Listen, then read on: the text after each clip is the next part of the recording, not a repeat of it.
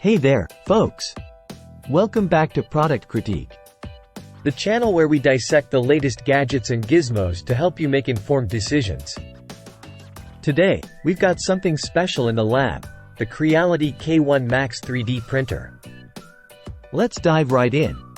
Alright, let's talk size. This bad boy boasts a whopping 300 by 300 by 300 mm build volume, giving you plenty of room to bring your wildest creations to life. Whether you're a hobbyist or a seasoned pro, this generous build area will have you covered. But it's not just about size.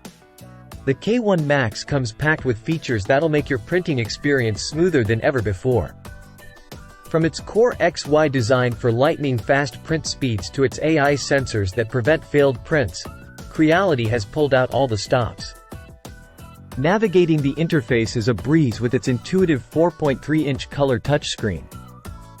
And with multiple connectivity options, including LAN, USB, and even Creality Cloud, you'll have no trouble sending your files to the printer. Assembly is a cinch, with the K1 Max being 99% pre-assembled out of the box. Just a few simple steps and you'll be ready to start printing in no time. Loading filament is a bit awkward due to the back-mounted spool holder, but once you get the hang of it, it's smooth sailing. And with its improved hot end and extruder, you can expect flawless prints every time. Speaking of prints, let's talk performance. The K1 Max churns out high-quality prints at impressive speeds, thanks to its powerful combination of hardware and software. From PLA to TPU, this printer handles it all with ease. So, what's the verdict? With its spacious build volume, advanced sensors, and user-friendly interface, it's a solid choice for anyone looking to take their 3D printing game to the next level.